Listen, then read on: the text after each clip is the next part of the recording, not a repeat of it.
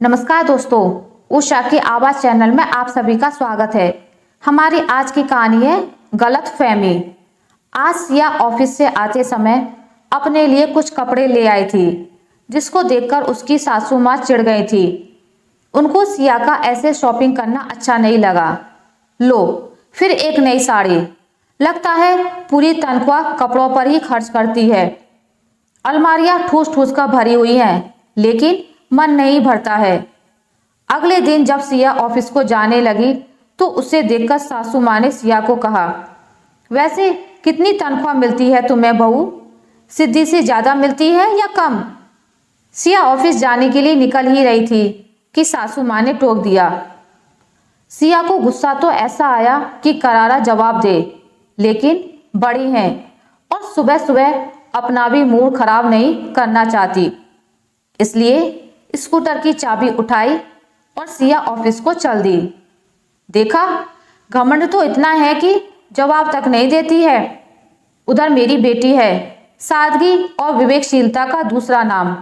इतने बड़े पद पर है, लेकिन गिनती की साड़ियां रखती है। बड़बड़ाती हुई सासू माँ लहसुन छीनने लगी और बेटा भी उनकी बात को अनसुना कर नहाने चला गया। यह सुधा देवी हैं, जो अपने बेटे अमन और बहू सिया के साथ रहती हैं। एक बेटा और एक बेटी जो इसी शहर में रहते हैं और आते जाते रहते हैं, जैसा कि ज्यादातर घरों में होता है। वृद्ध लोग जिसके साथ रहते हैं उससे कभी संतुष्ट नहीं होते। सुधा जी उनमें से ही एक हैं। रहती सिया के साथ हैं, लेकिन अच्छी लगती है दूसरी बहू और बेटी सिद्धि। सिया एक प्राइवेट कंपनी में नौकरी करती है। वह बहुत खुश मिजाज औरत है, कड़ी मेहनत करती है और खुलकर जीती है। ज्यादातर महिलाओं की तरह उसे भी नए नए कपड़े पहनने और तैयार होकर रहने का शौक है। अपने पैरों पर खड़ी है और समझदार भी, इसलिए पति देव भी कोई आपत्ति नहीं जताते। लेकिन सासू माँ, उन्हें बिल्कुल पसंद नहीं उसका ऐसे कपड़ों पर खर्च करना।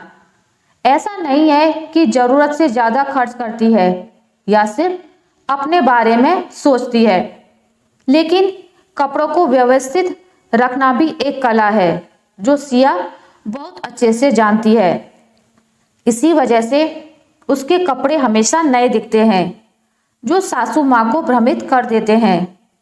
ऐसा भी नहीं है कि वह सासू माँ के कपड़े गंदे रखती है या उनका ध्यान नहीं रखती है। वह सबका ध्यान रखती है, लेकिन जिसे संतुष्ट होना ही नहीं, उसका क्या? इसलिए बार बार सुनाती रहती हैं और तुलना करती रहती हैं। खासकर अपनी बेटी सिद्धि से बहुत तुलना करती हैं, जो अक्सर घर में नाराजगी का कारण बनता है। इस तरह अनजाने ही खलनायिका बन जाती हैं।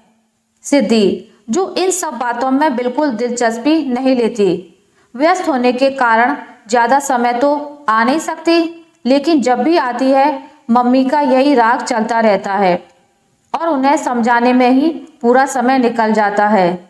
इस चक्कर में भाई भाभी के पास तो बैठ भी नहीं पाती और उन्हें भी गलतफहमियां होने लगती हैं। सिद्धि आज फिर यहाँ से गुजर रही थी तो माँ से मिलने आ गई।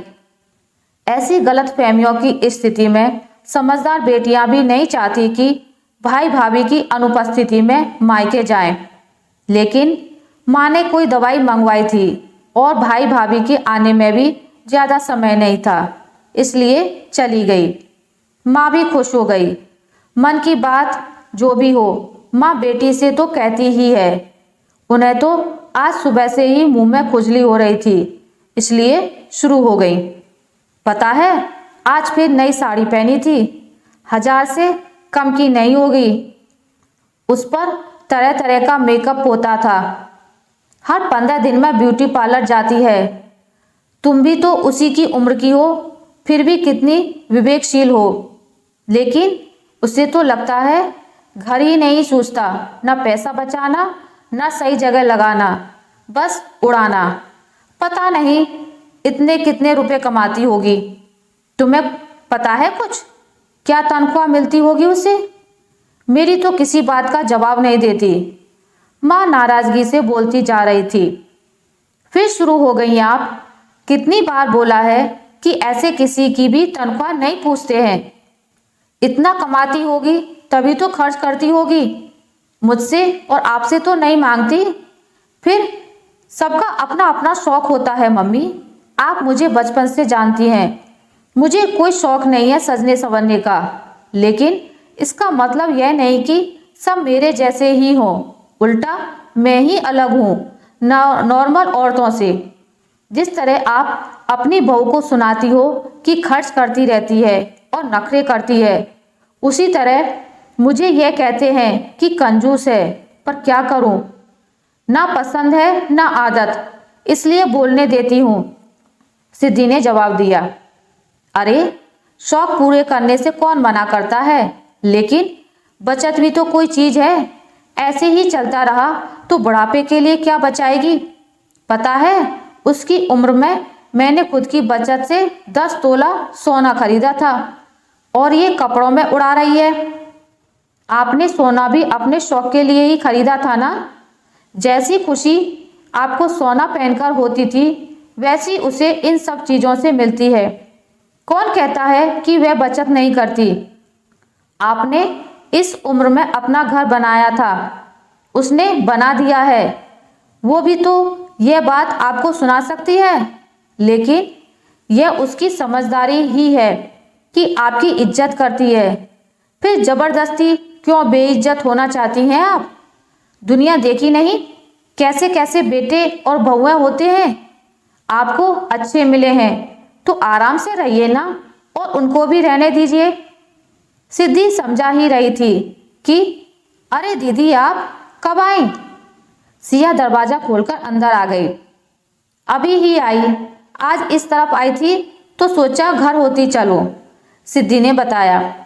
अच्छा अच्छा, चाय लोगी ना, शाम का खाना यहीं बना रही हूँ, खा कर जाना। किचन में जाते हुए सिया बोली। सिद्धि समझ चुकी थी कि सिया भाभी ने मेरी बात सुन ली है। सिया खुश थी कि माँ समझे ना समझे, पर दीदी मुझे समझती हैं।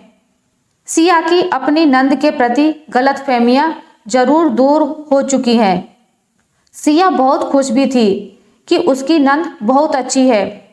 वो माँ को भ्रमित नहीं करती, बल्कि माँ को तो वो समझाती है। सिया को नंद की तरफ से जो शिकायत थी वो आज दूर हो गई। आशा करती हूँ आपको मेरी आज की कहानी अच्छी लगी होगी। अगर आपको मेरी ये कहानी अच्छी लगी है तो इसे लाइक करें, ज़्यादा से ज़्यादा शेयर करें, और अगर आप मेरे चैनल पर नए हैं तो इसे सब्सक्राइब करना ना भूलें। मिलते हैं एक नई कहानी के साथ, तब तक के लिए नमस्कार।